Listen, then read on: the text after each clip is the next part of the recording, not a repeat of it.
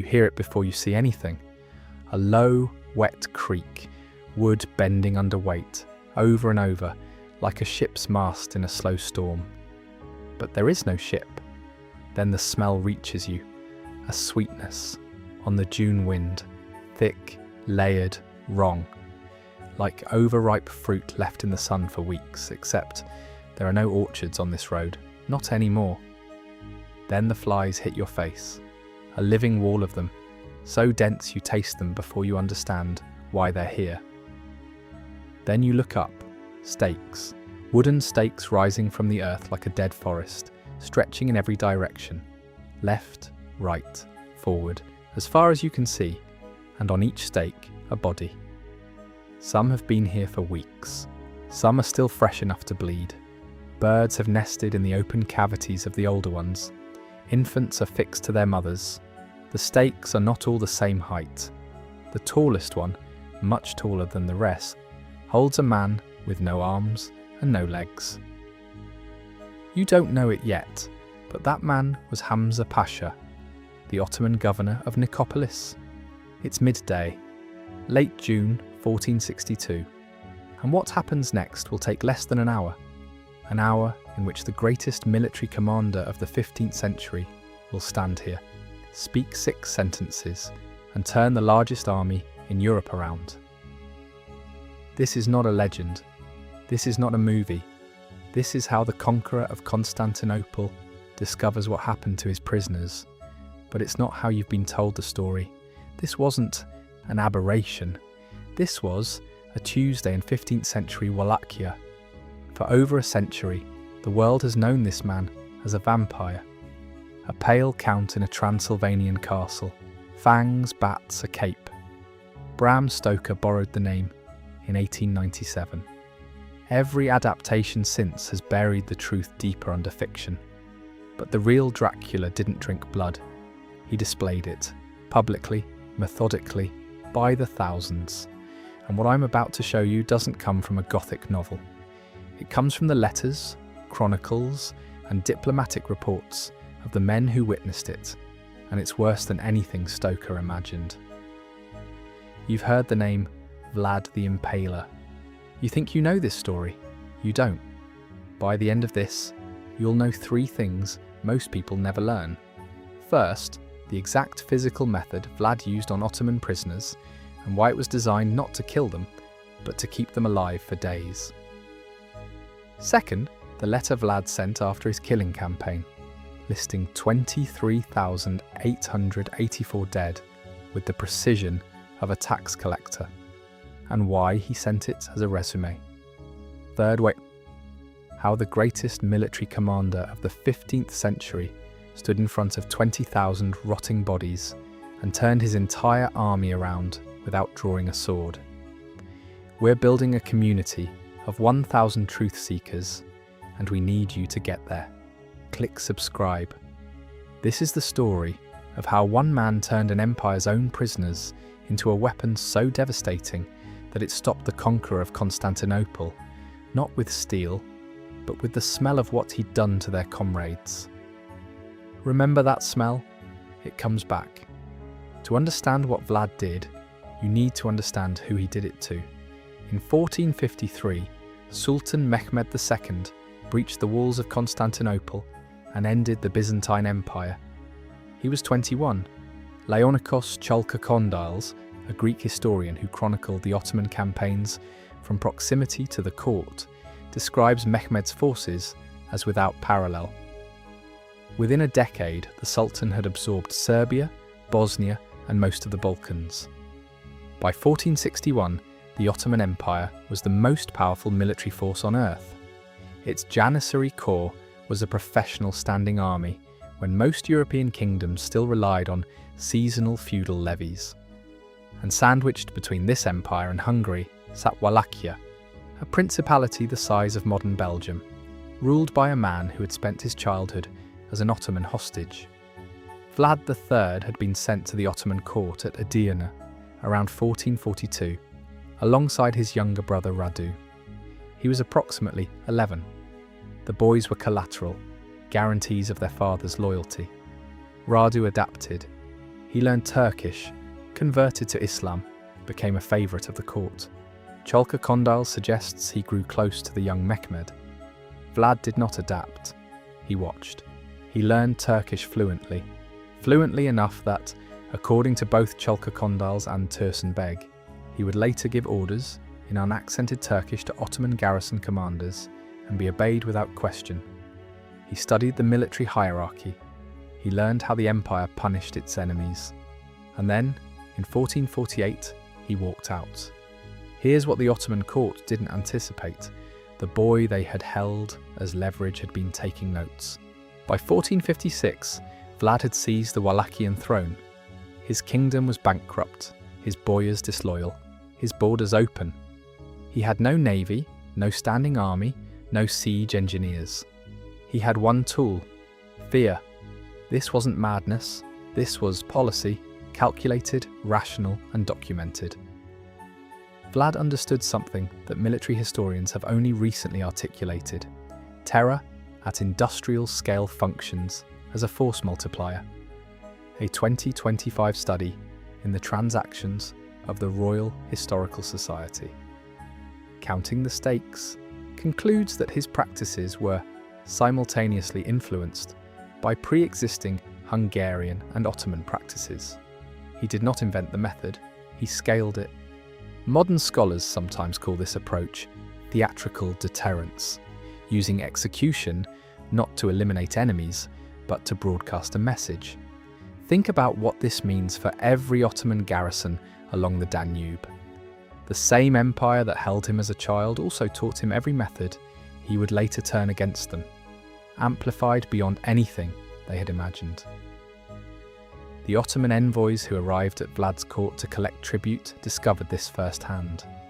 When they declined to remove their turbans, citing religious custom, Vlad, according to a story recorded by the Italian humanist Antonio Bonfini, ordered the turbans nailed to their skulls with 3 iron spikes, telling them he was strengthening their custom.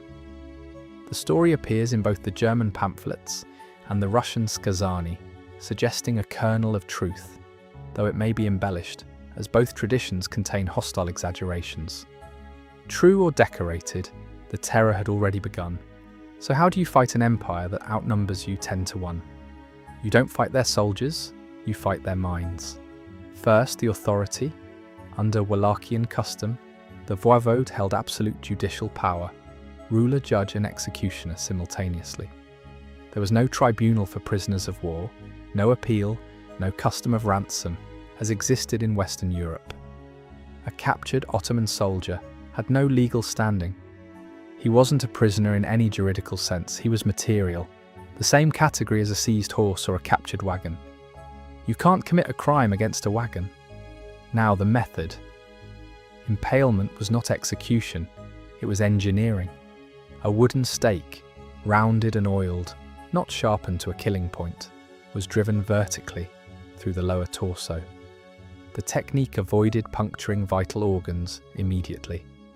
The stake was guided through the torso cavity, exiting near the shoulder or neck.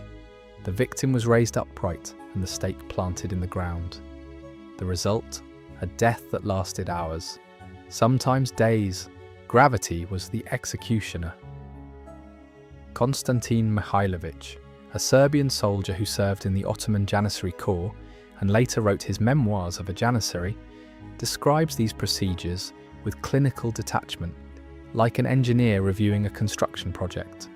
The casualness is itself evidence of how normalised the practice had become. What made Vlad different wasn't the act. Impalement was already established across southeastern Europe, documented as early as 550 AD by Procopius of Caesarea. It was the scale. It was like a factory assembly line for human suffering. Other rulers impaled dozens. Vlad impaled thousands, and he kept records. This was policy. This was infrastructure. This was normal. But here is where the story refuses to be simple. Chalka Condyles records a moment most retellings skip. During the Ottoman advance into Wallachia in June 1462, the Sultan's forces captured a Wallachian soldier. Mehmed tried bribery for information. Vlad's position, troop strength, next move. When gold failed, the Sultan threatened torture. The soldier said nothing. We'll never know for certain what that man's name was. Chalka Condyles doesn't record it, but he records the silence. And in that silence, something chronicles almost never grant to the anonymous, a deliberate, documented act of defiance. The same land that produced a monster also produced this, someone willing to die for the monster's cause. Not because he was forced, but because he decided. That silence is one side of this story. What happened to the prisoners who did not choose, who were chosen, is the other. You're an Ottoman soldier. You'd march south of the Danube with Hamza Pasha's garrison, routine duty, collecting tribute from a vassal state no one in Constantinople considered a threat. Then one winter night, the fortress gates at Giurgiu swung open. A voice barked orders in flawless Turkish. You obeyed. By the time you realized the voice belonged to Vlad himself, it was too late. You'd watched your commander dragged from the keep. You'd seen the stakes being sharpened, dozens, then hundreds. You'd been bound, marched north, and held outside Targovishte, alongside the rest of Hamza's captured garrison. And you knew, because you'd seen it done in your own empire, exactly what the stakes were for. The worst part wasn't the pain. The worst part was the waiting and knowing. But while you waited, the man who captured you was writing a letter. On February 11th, 1462, Vlad composed a letter to Matthias Corvinus, King of Hungary. The letter survives to this day. It contains an itemized list, village by village, fortress by fortress, of the results of his winter campaign across the Danube. The final count, 23,884 dead. Read that again. Not thousands, not a great many. A number, 23,884. Broken down by location with the precision of a quarterly earnings report.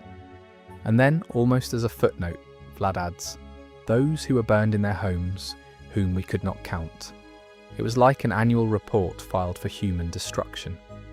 The same civilization that gave Europe the Order of the Dragon, a Christian chivalric order sworn to protect the faith, also produced a man who filed an itemized body count as proof of his value to the crown. What they don't show you is what happened after that letter was sent. Vlad wasn't finished. He was preparing. The prisoners taken during the Danube raids, Ottoman garrison troops, officials, and Hamza Pasha himself were not killed immediately. They were accumulated. And when Mehmed's invasion force began its march toward Wallachia, Vlad deployed them. 20,000 stakes planted outside Targovishte, on both sides of the main road. Chalka Condyles records the dimensions. 17 stades long, 7 stades wide, roughly 3 kilometers by 1.5. One body every few meters, for 3 kilometers. And the stakes were graded, officers on taller poles, soldiers on shorter ones. Vlad hadn't just killed their army, he had reconstructed its chain of command in corpses. The sources confirm this independently, but disagree on scale. Chalka Condyles estimates approximately 20,000. Vlad's letter claims 23,884. Mihailovich corroborates the general magnitude. The 2025 Cambridge study proposes only 7 to 10% of all reported figures are plausible. Perhaps 1,600 to 1,700 at Targovishte. The sources disagree on numbers. They do not disagree on what the Ottoman army found. Mehmed arrives at Targovishte. The exact day is unrecorded, but it is late June 1462. The city gates stand open. No soldiers, no civilians. Vlad has poisoned the wells, burned the crops, driven livestock into the mountains. For 7 days, the Ottoman army has marched through scorched countryside, harassed by guerrilla raids, and, according to both Chalka Condyles and Tursenbeg, weakened by plague victims Vlad deliberately sent among them. Then the smell comes back. The same sweetness from the road, but stronger now, immeasurably stronger.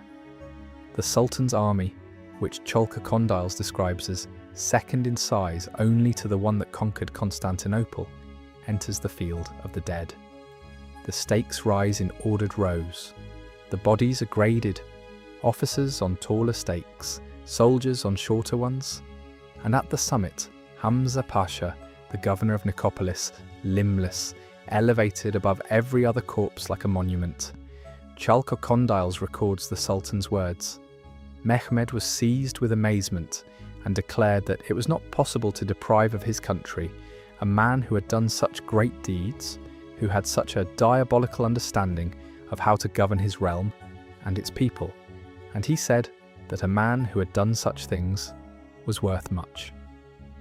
This is the conqueror of Constantinople speaking, the man who shattered walls that held for 11 centuries. He is standing in front of the largest display of theatrical deterrence in recorded history, his own subjects on stakes, and what he expresses is not fury, it's admiration for the man who did this to them. Then Mehmed orders a deep trench dug around his camp. The next morning, he turns his army around. The largest Ottoman force since the fall of Constantinople, retreating from a principality the size of Belgium. Not defeated by swords, defeated by what they saw and what they smelled. He doesn't leave Wallachia empty-handed. He leaves behind Radu, Vlad's brother, Ottoman-educated, Muslim, loyal to the Sultan. Radu rides through the principality, telling the boyars, as Chalco-Condyles paraphrases, that they have suffered all these horrible things because of Vlad. The boyars rebel. By November 1462, Vlad is deposed. He flees to Transylvania, seeking help from Corvinus, the same king to whom he'd mailed the body count. Corvinus has him arrested instead, using forged letters showing Vlad offering to defect to the Ottomans. Bonfini later admitted the real reason for imprisonment was never clarified. Vlad spent 14 years in a Hungarian prison.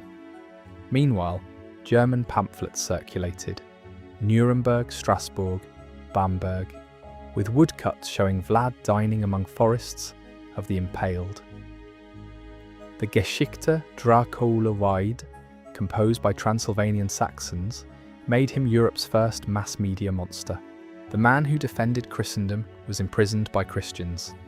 The man who sent a body count to the Pope's allies was abandoned by the Pope. The man who used terror as a shield was destroyed not by Ottoman armies but by the terror of his own reputation, spreading through European printing presses. In 1476, Vlad briefly reclaimed his throne. Within 2 months, he was dead.